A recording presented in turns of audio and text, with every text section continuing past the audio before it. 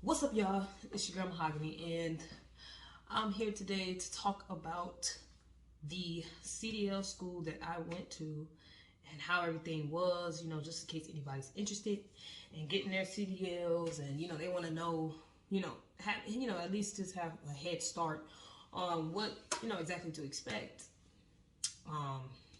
And, how you can pre-prepare, all that good stuff.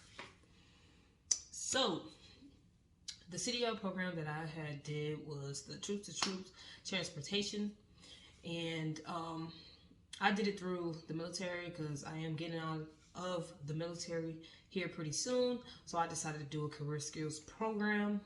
Another word for it, CSP. So in the military, you have the option, or you have the resources, and you also, you can go out there and you can do a apprenticeship program, or in other words, the career skills program to get a head start on what you want to do next after the military, whether you're retiring, ETSing, or med boarding. So it's good for that. You also do get an AER grant. You have the option to get an AER grant for doing a career skills program. If the career skills program is in this local and you don't have to travel out too far to go anywhere, they'll give you $500. But if you do travel out of state, they'll give you $1,000. And if you travel overseas, they grant you $2,000. And it's free. You go to the social support center, you ask them about it, and you do it. It's through the Army Emergency Relief Program, but it's a grant. It's something that you don't have to pay back. So that's good. I just wanted to let you guys know about that. Also, so now to talk about the school that I went to. So I learned to drive a manual. I didn't do automatic. They did have, the option for automatic, but, at this particular school, they always kind of encourage you to do, manual. So you get that extra certification, on your CDL's license. So the school was 4 weeks. I did 2 weeks online, and I did my other 2 weeks in person. So for me, the way everything went, at first I was quite skeptical. I'm not gonna lie to you, because it was the first time I was learning how to drive a manual, at all, and ever in life, let alone a huge truck, commercial vehicle. So it was a little nerve-wracking for me. But they start you out, you don't really crawl, walk, run. You gotta start walking quite quickly because you're kind of pressed for time. It's only 2 weeks to learn.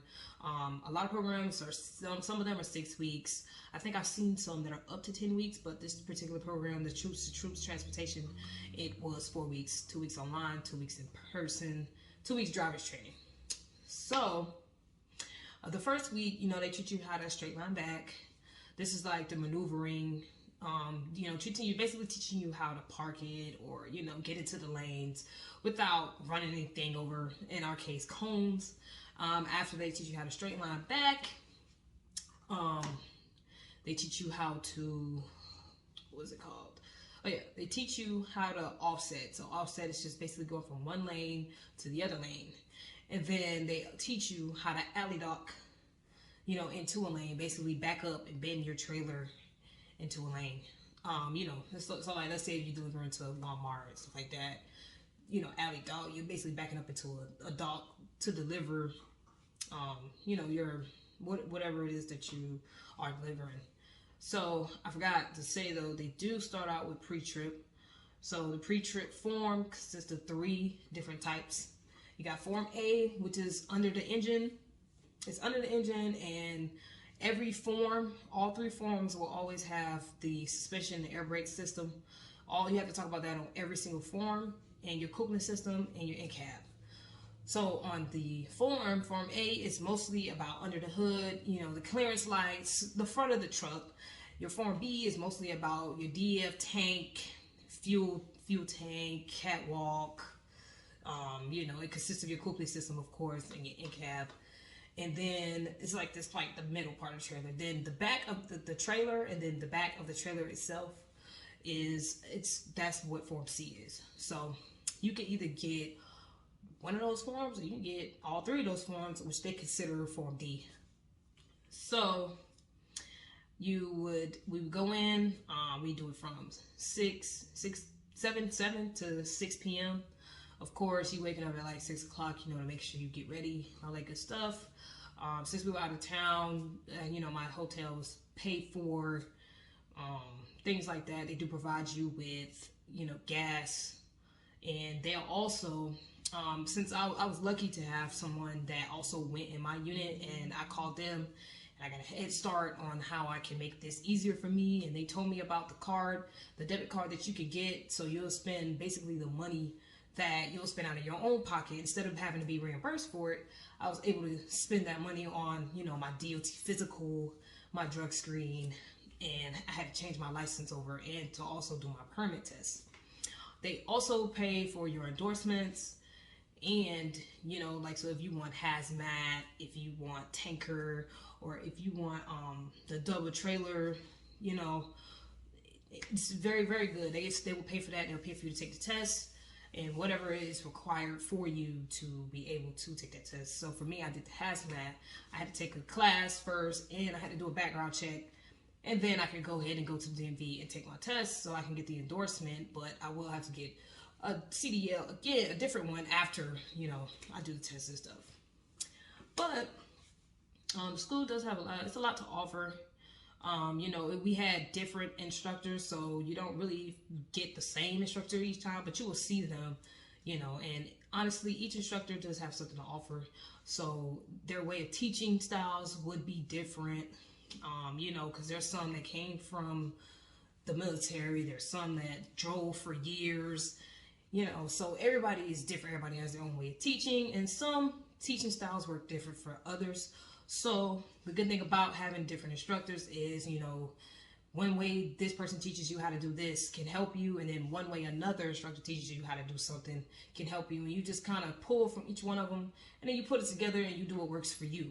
The only thing they can do is teach you the basics of how to get the job done. They're not, they can't really teach you experience, all that comes with driving and all that good stuff. But yep, so, at first, like I said, I was quite skeptical of even driving the manual because I had a hard time with it, grinding gears, and especially the first time we went on the interstate, like, it was kind of nerve-wracking to have to drive at like 70 miles per hour in that huge truck. But, I pushed through, and, I made it work. Long as you study, long as you pay attention, and, long as you practice, or you put in the work, you're definitely going to pass, because they're not trying to fail anyone, but of course they want you to be a safe driver. So, if you're not safe, then they can't just put you on the road. But, they don't want to fail anyone. They try their best to definitely help you, be patient. And, after you do your 2 weeks learning of maneuvering, your pre-trip, and you do your roads, because we had 7 roads. One road is just a straight road. And, you're still on post, because I did it in Fort Benning, Georgia. You're still on post. You don't go anywhere. There's no traffic on that road. It's just seeing how you're doing with shifting. It's just basically teaching you the basics of shifting.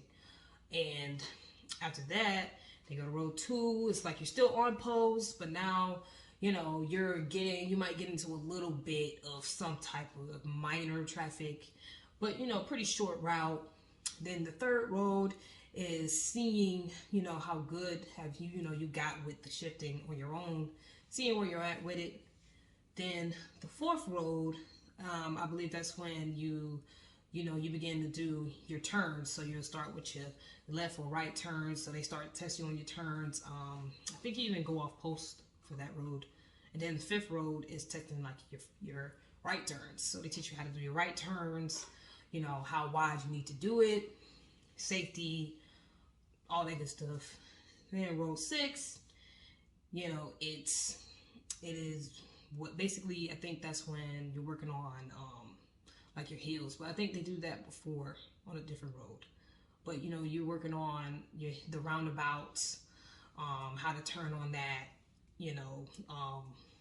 what to do at intersections, what to do at railroad crossings, what to do at the hazmat railroad, what to do if you were on the side of the road, things like that. And then road 7 is, after all those roads combined, that's just seeing from what they taught you, how well you picked up on it. You know, did you understand it? Did you grasp it? Just basically, you know, cleaning up little things that you might have, you know, a struggle with. But all in all, I just wanted to give you guys the school form, how it went. You know, there are pre-trip forms on Google that I have seen. I would say if you are going to go to Cdl School, specifically, you know, Truth to Truth Transportation. I'm not sure about the other Cdl programs, but I think it should be all kind of based on the same type of criteria. Your pre-trip, you know, which is checking out your trailer, your truck, just making sure everything is everything before you get on the road. You know, that's one thing you can prepare for. You can look up, you know, straight back in for YouTube videos and alley docs and things like that. But, you know, sometimes you gotta be careful with watching what you see on YouTube, because sometimes things are done differently in order for you to pass the course.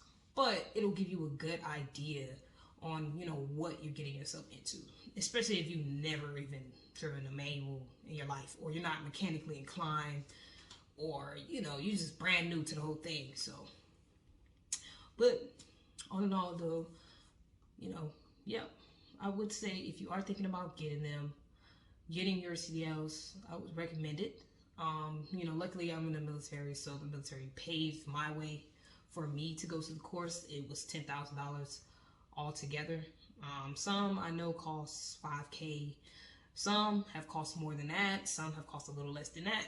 But it is a little expensive, but it's worth it. You know, it's worth the investment. So it's like, if you make the investment, then you got to push through with it. You know, so. But yeah, you know, this is just a video to give you guys a little bit of insight on, you know, how it was and my experience. And, you know, if you're thinking about doing it, if you see this video, maybe it's a sign, you know. So, but yeah. Oh, well, I will say, to end it off, I mean, what made me really want to get my CDLs anyway in the first place, because while in the military, I believe April of 2021, I did purchase my very first semi truck. It happened to be a manual, and it was a bit of an older truck. This is a 2010 or 2013. Can't exactly remember, but you know, I tried to do the managed position of owning the truck, so I never even had CDLs before I purchased it, so I didn't know what it was like to drive it. You know, none of that. I kind of went into the you know, the game a little too quickly, and you know, I ended up having to sell it because it just became too much. But so, you know, I had to like take a break from it for a while, but you know, I'm trying to get back into it so I can see if, you know, my plan is to definitely get another truck and, you know, do things from a more knowledgeable perspective this time. You know what I mean? Everybody got their own reasonings, but yeah, I will say though, if you are interested in, you know, getting your CDLs, definitely, especially if you see this, there must be a sign, you know. So, I do know too, for February, as of February 2023, this year, the CDL licensing changed. So I know now, in order to have CDL, you do have to attend a course. I believe back then, to get your CDLs, you didn't have to have attended a course exactly, as far as, you know, certain things. Or if you wanted to, let's say if you went and took a test and you got a restriction on your license, as of this year, you have to go through a school to you know, be able to drive a manual. But beforehand, you know, you could just test out on automatic, and then you could come back and then test out on the manual, and then it'll be added to your license. So little things have changed about CDL licensing. They do make it a little bit more difficult, but I think it's just safety precautions. So, but yeah, thank you guys for watching, and till next time.